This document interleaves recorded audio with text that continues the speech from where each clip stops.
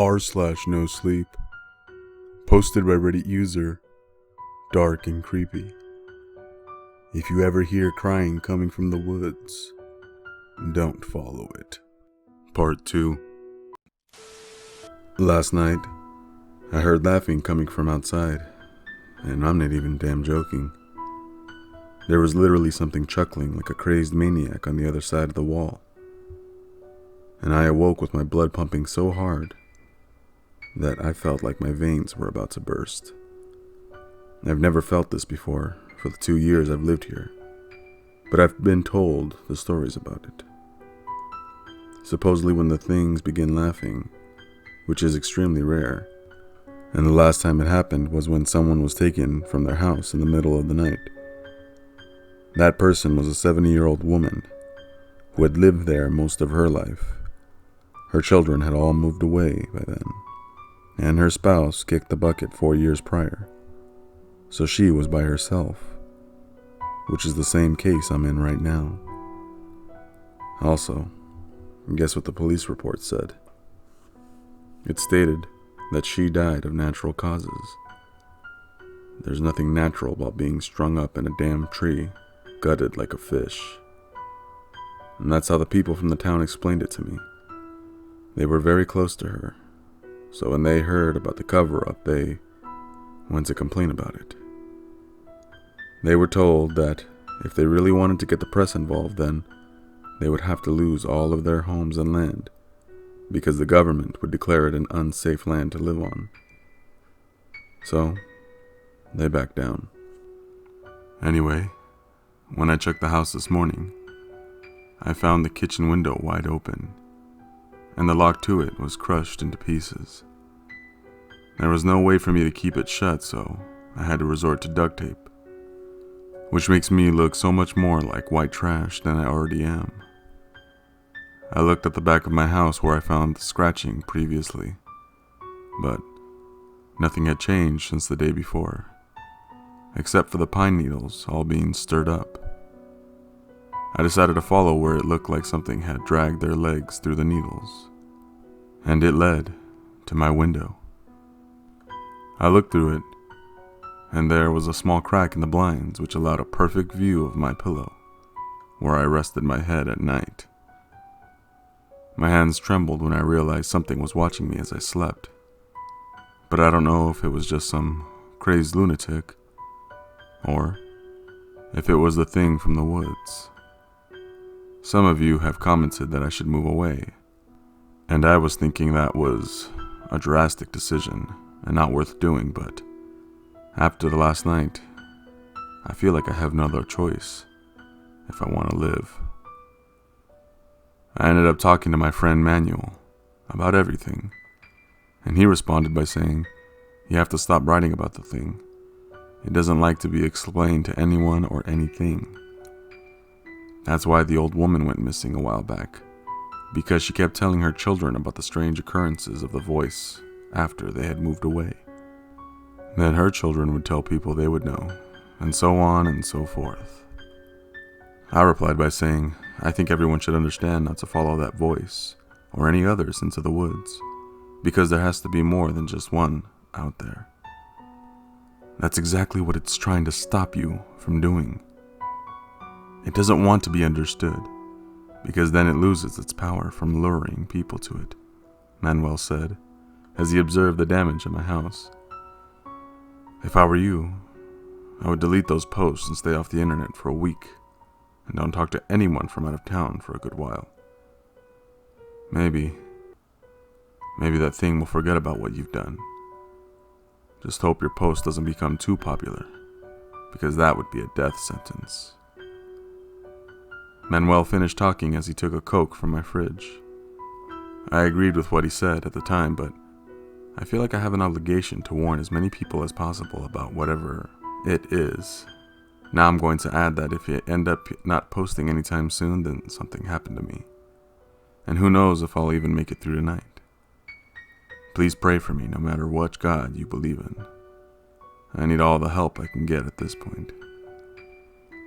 Before I end this post, however, I'm going to tell you a story I heard from Manuel, about the search and rescue officer who made it out of the woods after losing one of his fellow officers.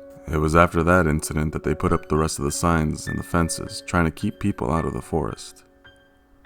I'll tell you the story with the best of my remembrance of the events that took place. The scenario they were called out to the woods for was that a young woman who was a sophomore in college was on a road trip to see her family after the school year had ended, and decided to stop and go hiking along the way. Her car was parked along the road and was there for 2 days until someone reported it. The police came to check it out and found that she had left her purse under the front seat, and it had her driver's license and school ID. They contacted her parents, who were worried sick because they had no idea where their daughter was. So the police called search and rescue out onto the scene, and they took off into the woods in the direction that the dogs caught her scent. They only sent 2 search and rescue officers to search for her, which is strange, as if the people who sent them already knew it was a lost cause and wanted to send people just to say that they tried their best. It was wrong, and they ended up sending 2 rookies out onto the scene, according to the officer who survived, because according to him, he'd only been on 2 other searches for missing people before this. So while they were having the dog follow their scent, they were able to see some of her footprints in the dirt. This brightened up their spirits because they knew that they were heading in the right direction. However, as they continued on, they noticed the footsteps began to become uneven and sink deeper into the ground, as if she was running. They looked around to see if she was chased by a predator, such as a bear, because they are common in this area, but there were no such tracks shown. The ground was also not disturbed by anything other than her footprint. The rescue officers were wondering what had caused her to run so frantically, and that's when the dog yanked on the leash as it barked at a nearby tree. And they thought they must be close due to the dog's reaction, but they called out and no one replied back except for a faint whimper. The whimpering slowly turned into a blood-curdling scream, and the officers looked ahead and saw the woman on her hands and knees crying on the ground. The officer's partner ran forward to help her, while he stayed back and held onto the dog, who was barking ferociously at her. "What's wrong, boy? You found her?" the one officer said to the dog, as the dog's ears dropped down, and the dog, out of nowhere, yanks on the leash, which is loosely held by the rescue officer, allowing him to escape. The dog ran back to where they came from in a dead-out sprint. The officer called for him to come back and blew the dog whistle, but he never did. He soon gave up on trying to call him back as he heard laughing, and as he turned his head, he noticed that the girl was now holding his colleague by the neck. He didn't know how to react and yelled, "Put him down! We're here to help you!" The laughing only grew worse as he watched his colleague's face turn purple before she looked at him with a big grin on her face. The officer just ran, leaving his partner behind, while screaming on his radio that he needed backup, but no one ever responded. Behind him, he could hear the crunching and popping of breaking bones. He was able to escape and got back to his search and rescue work truck. He drove like a madman out of there, and no one believed his story. He lost his job because he had abandoned his partner, and his partner's body was never found. He told Manuel the story, and Manuel told me. He told the people in this town because they were the only ones who took his story seriously, while the others would mock him and call him a coward.